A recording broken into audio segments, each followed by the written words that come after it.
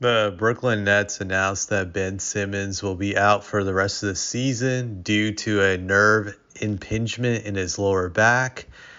I think this is like the same injury that kept him out last year.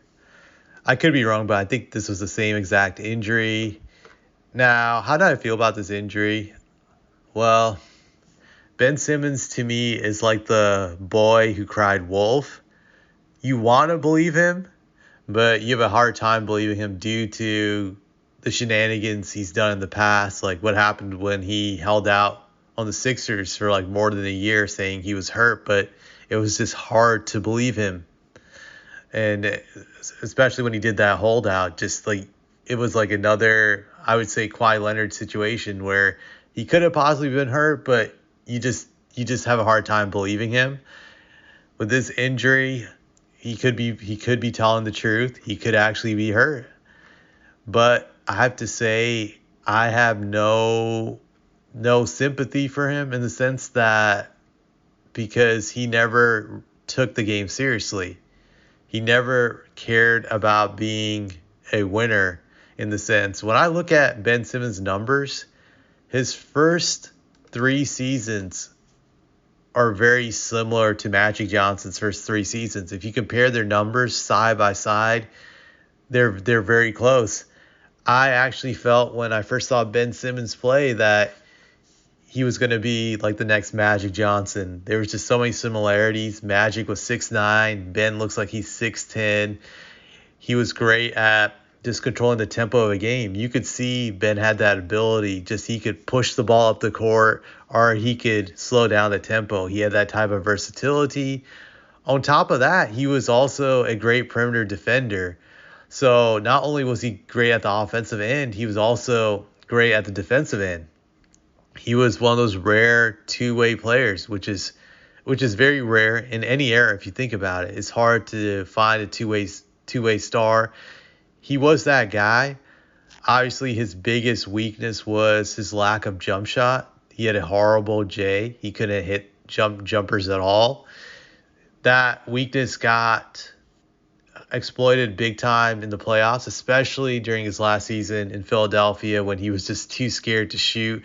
I think there was just one defining moment in the last game he played as a Sixer. It was like game 7 against the Hawks, in which he had the opening to shoot the ball, I think for an easy layup or even possibly a dunk, but he ended up making a pass to Joel Embiid, who was also underneath the basket.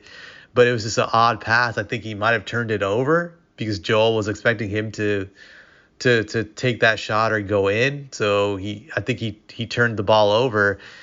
This is what caused some dissension between those two, where Joel was frustrated about that play at the end of the game. Same with Doc Rivers. I think both of them called him out for not being aggressive in that situation. That made him very salty and moody. But the truth is that it showed his character in the sense that this guy lacked assertiveness. He didn't have that aggressive mentality to be great. I think that also stems back to this guy not having a true love for the game of basketball. This guy just never really loved the game. To me, it was always evident from his time at LSU where he didn't really do much there. The talent was there. You saw the talent was there, but he couldn't even lead LSU to the NCAA tournament. If you're an all-time great player, you should have the competitive drive to at least during your freshman year get into the NCAA tournament just to do some damage. But he couldn't even put LSU on the map for that 1 year he was there. So I think even at a young age, it kind of showed who he was. And I remember there was one video where I think he put out during his freshman year where he hinted he wanted to go to the Lakers, and that was his hope. That's where he wanted to be. This would be a problem later on when you think about it, because he never really wanted to be in Philadelphia. He was the typical spoiled brat who wanted to just be in either NYC or LA. That was his mentality. I've never respected guys who are like that, because it shows to me that you don't really care about winning if you're just obsessed with playing in just two markets that you don't care. It's one thing to want to go to these markets when you're on a losing team, when you don't have the chance to win. I get it. I get it. You rather be in those places versus losing in a small market. Makes perfect sense. But in his case, Philadelphia isn't a small market. It may not be up there with LA and New York, but it's a pretty good big market to be in, especially a young guy. I'm sure you have enough of everything to do in that town where you're not going to get bored. So I never understood why Ben disliked Philadelphia that much, where he decided he needed to be in New York, especially considering New York is like, I think, an hour or 2 hours away when you take the subway. So I always thought that was ridiculous. But this guy just really showed he didn't care really about the game or love the game. He was in a great situation with the Sixers in the sense that Joel Embiid is a superstar and he's young, and you think these guys will be a great duo for many years to come. He's a pass first point guard. Joel's a dominant center, that they had the ingredients to be something truly special for years to come, but he just didn't have the mentality of wanting to win or to be great. And that's why he took criticism so personal, because he's just a spoiled brat, that he couldn't take it when people said his jumper was garbage. It was garbage, but he didn't want to work on it or improve it or even take the shot. The fact that he was too scared to even take open shots shows to me that he didn't have a winner mentality, because you look at a guy like Giannis.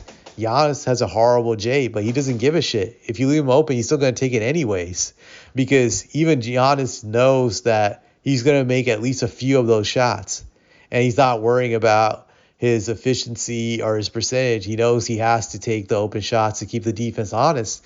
Simmons just cared too much, I believe, about what people thought about him, and hence why he wasn't willing to do those things.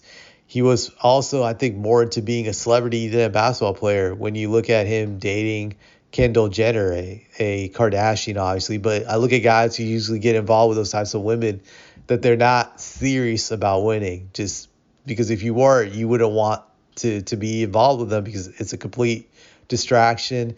It takes away from what you're doing, and it's always toxic what they bring to the table. Just, it makes no sense. They're great if you want to be a celebrity, you want to get notoriety, which I feel Ben was going for.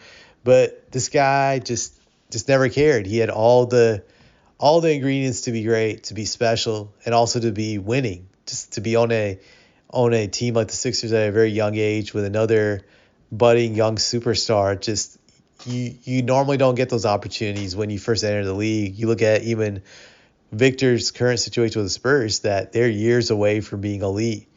And that's if they do everything right. Maybe in 3 to 4 years, they could be an elite team. But the Sixers were elite the moment he got there, because Joel Embiid was already there. Just to throw that in the garbage, and now to be on a losing team, and now on the serious decline. When you look at his numbers, I think this year his numbers were, I pulled them up, 6.1 points per game. He's averaging 5.7 assists, 7.9 rebounds. These are numbers that Draymond Green would love, but these are definitely not star numbers, as I could say. But yeah, that's all I have to say about Ben Simmons, a spoiled brat who took his talents for granted, and now he's paying the price. This guy could have been the second coming of Magic Johnson.